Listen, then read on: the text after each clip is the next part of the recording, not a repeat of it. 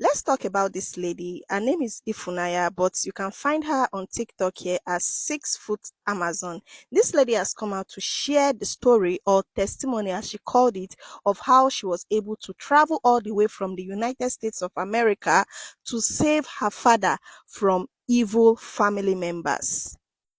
I'm just going to give a summary of everything because the story is so long that it's up to part 12.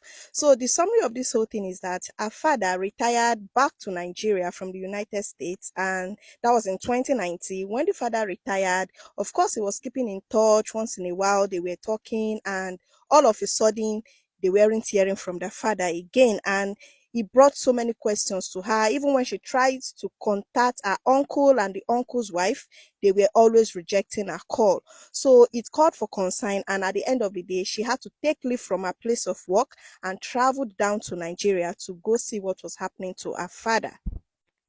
By the time she got to Nigeria, what she saw was an eyesore. In fact, before she got to see her father, it was a tug of war because they were rejecting her from coming into her father's house. The house her father built with his hard-earned money, the money he gathered from the United States of America.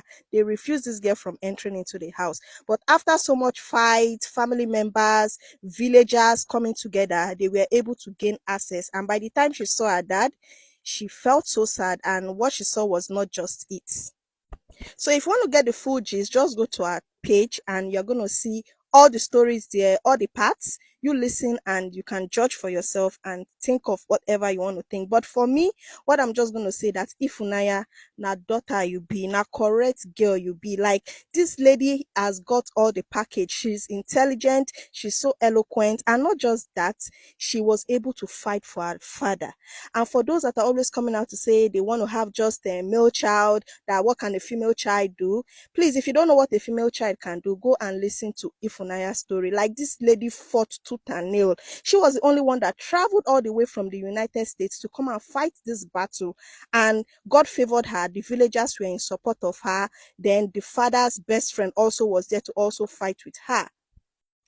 So just know that the girl child can do as much things as the male child can also do. I know why a lot of people are fighting for having male children is because of continuity of name. But in the world of today, even daughters can still bear their father's name and still bear the name of their husband.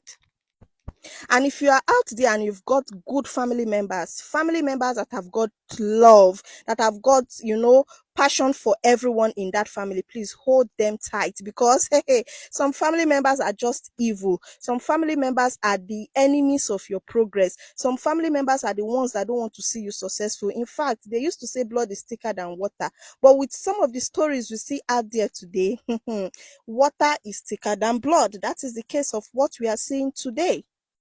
If you find yourself in a family that they see you as an enemy, they don't like your progress, you will know. The atmosphere will always tell you when you are in the midst of people that don't like you. I think it's better off you cut off from these people. Imagine this man that labored all the way from the United States. He decided to relocate back to Nigeria, and this was the treatment he got.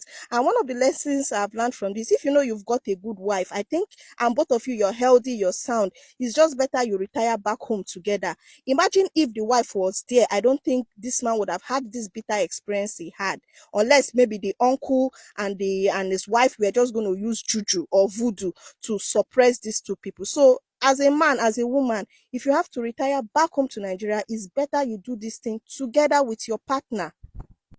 And another thing I learned from this story is that the father had a good relationship with this girl. Just imagine if the father didn't have that relationship with her, she would have, is it not my father? He doesn't care. She would have just moved on with her life, and maybe one day they are just going to get that phone call that, oh, your father is no more. The next thing they do is to book tickets from the United States, come down to Nigeria, and just bury this man. But she knew there was something. She knew something was off. My father is not like this. The father my father relocated back to Nigeria does not mean he's just going to cut off all relationship from his wife and the other children that were back in the United States of America.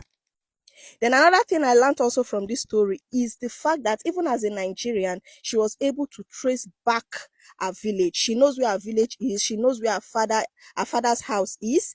Unlike what we are seeing these days, a lot of Nigerian parents just want their children to get so Americanized that they forget back home. They cannot trace back where they come from. They do not even know their father's village. They do not even know the next bus or the flight to book to get to the village. So as parents, I think we should try as much as possible to build that relationship with our children, take them back home, because when cases like this happen, your children can always come out to fight for you. And the last but not the least thing is, I've seen family members that have got female children and male children. And you know what? Those daughters, those female children are actually the ones holding the family up. They are the ones doing things in that family. In fact, they are even more useful than the male child. So to our African parents out there, whether you have male children, you've got female children, just train your children well. Let's try as much as possible to imbibe the culture into our children, so that in old age these children will come back and also take care of us. Thank you.